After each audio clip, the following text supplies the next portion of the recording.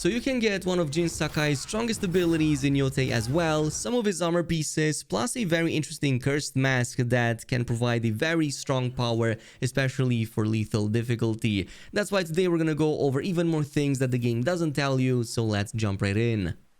That being said, our true end goal will likely end up being fashion, which is why I want to start with all of the dye merchants in the game. There are 5 of them in total all across the map, and to unlock more options at them, for the most part you will need to just progress in the storylines in the regions associated with them. So for example, for the Crimson Dye merchant, to unlock more available options, I had to progress in that Oni quest line in the region, specifically at least until the Belly of the Beast. Similarly, for the Black Dye merchant at Teishio Ridge, I had to progress in the Kitsune questline almost until the end to unlock 2 more armor options at that NPC. So as far as I can tell, that's the only prerequisite to get more stuff at them.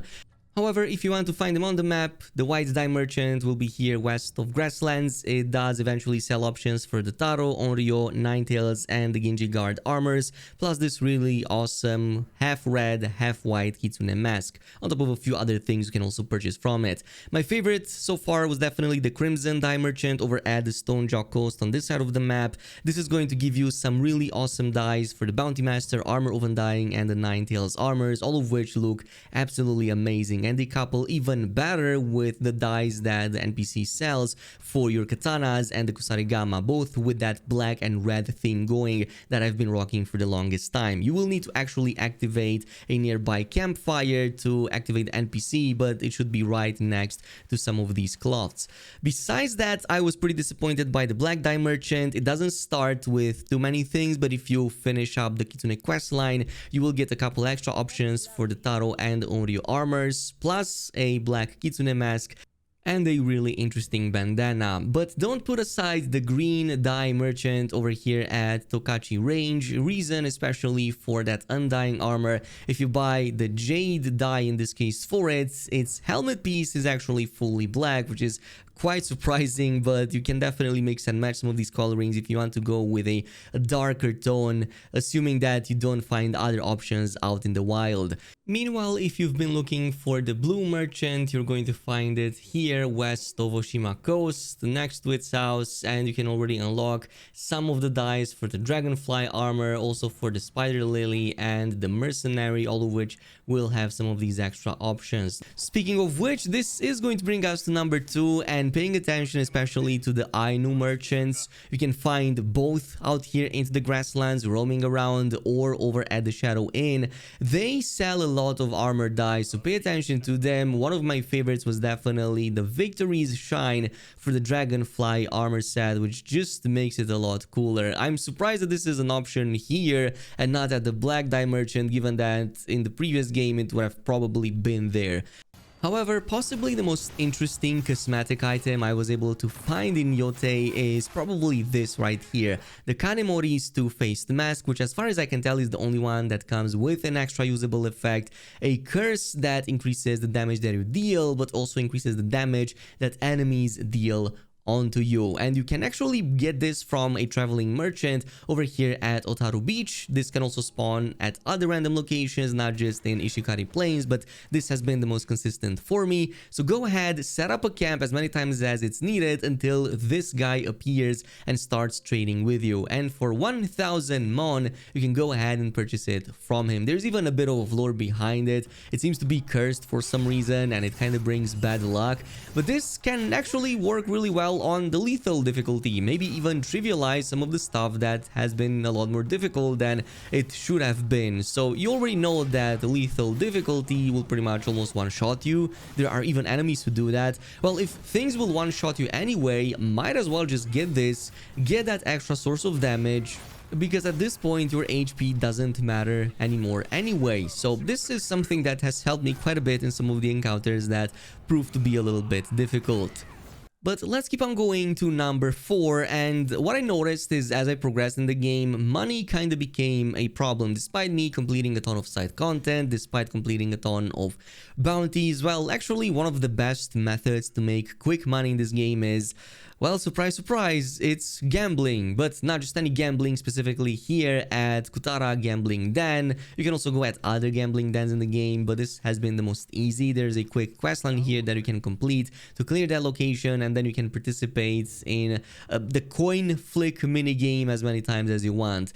But in this case, what you're going to want to do is going to accessibility options and turn on the Zen Hajiki shot power display, which is now going to visualize on the board how far you're going to flick a coin on the table, which is going to make things so much easier that it's literally cheating. But let's be honest, all of the folks in that gambling den are absolute cheaters, so might as well just make bank out of them. My only complaint is that playing here has a maximum cap of about 300 mon that you can never gamble on a game, but since it only takes like 20-30 seconds tops to clear a game, you can pretty much make like 10k plus mon easily per hour, possibly up to 20 if you're really good at it and don't mess anything up needing to reload or anything. But in this case, it's been one of the most consistent quick methods of farming a lot of money in this game without having to do anything else.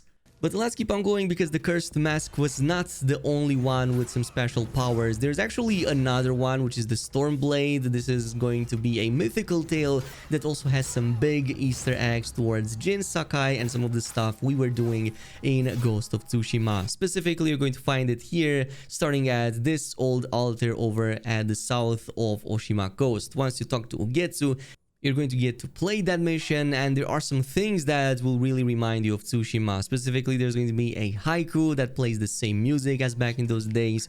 You will also find this house with some really cool Easter eggs inside, one of which you don't want to miss out is the Sakai clan armor helmet in this case, but it's called the stag armor. It has one of the horns broken to just show you the passage of time, but otherwise it looks exactly the same as the maximum upgraded version of the one we had back in Tsushima. Now, if you further progress, you're going to find a couple more, one of which is going to be this really interesting Stormblade, also a cosmetic from back in Tsushima, but more importantly, this is then going to unlock at the end of it this really awesome Stormblade. It's not just a cosmetic that you can now apply to any of your katanas, but it's also going to provide you the Dance of Wrath ability once you finish that quest line.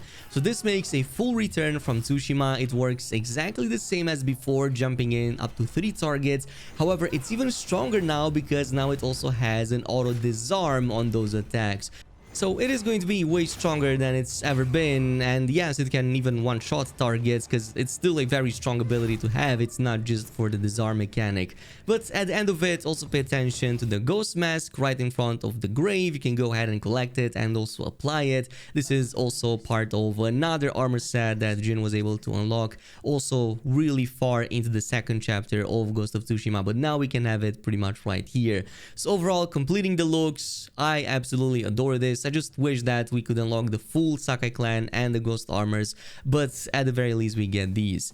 Anyway, here are a few more things that the game either doesn't make too obvious or just things that took me dozens of hours to finally discover they exist. One of which, annoyingly, you can remove the cinematic camera when traveling with a horse by just pressing R3. That's basically it. I can't believe it took me this long to remove the black bars, but I'm so glad I finally did because it just gives me way more visibility of everything. Also, speaking of traveling with a horse, whenever you see some of these other horses nearby, you can use them to get a much lengthier fast travel or speed boost in this case. As long as you don't do any sharp turns, you can direct them in whichever direction you want to, so you can steer them left and right, travel with them for a very lengthy amount of time, and you're going to get the speed boost for the whole duration without having to go through flower fields or collecting resources. I just love that small attention to detail. And speaking of small attention to details, it seems that birds landing on our character makes a return. Jin was better at this admittedly. So in this case, if you sit idly for like 30 seconds to a minute, you will notice some of these birds landing on Atsu's hand. But I'm not gonna lie, she's not quite as proficient as just standing still and letting the bird be compared to Jin. Also, I really enjoy the fact that as your reputation or notoriety increases, enemies get more scared of you, especially the regular ones. So while in the early stages they were more eager to attack you, once your bounty increased, a lot of them would get scared at the sight of you, which was such a nice attention to detail. Also, if you bow to other NPCs, they will actually react with bows of their own. So this seems to trigger every time you do it, which is really interesting. So just a slight nod that NPCs do notice you. And speaking of things that also took me a long while to notice, I just discovered that you can use your spear to fish. This is actually something that you can do. Just go to any pond where fish jump out of the water, wait for it to jump, attack with the spear, and you're going to immediately impale it, and you even get an achievement out of it. Plus, of course, you can use that fish now in cooking. So overall, just bonuses. Another quick one is that many of the charms in the game do apply retroactively even without having them equipped. So for example, in the case of the charm of Thoughtful Restoration, which increases your maximum HP, I never wore this on any of my builds yet. It still counted all the way to level 2, all of the hot springs that I have gone to and also progressed through in the game. So a lot of these actually go this way. That's why you likely see a lot of them popping up on the left corner of the screen whenever you're going into combat or doing some exploration specific stuff, but you should still pay attention to their requirements to progress to the next level. But that pretty much concludes today's video. Do let me know in the comments if there are any other secret interactions, cool mechanics, or powerful items that you may have discovered in your playthrough. In the meantime, if you enjoyed this video, don't forget to subscribe, leave a like, and activate the notification bell, and I'll see you guys in the next video.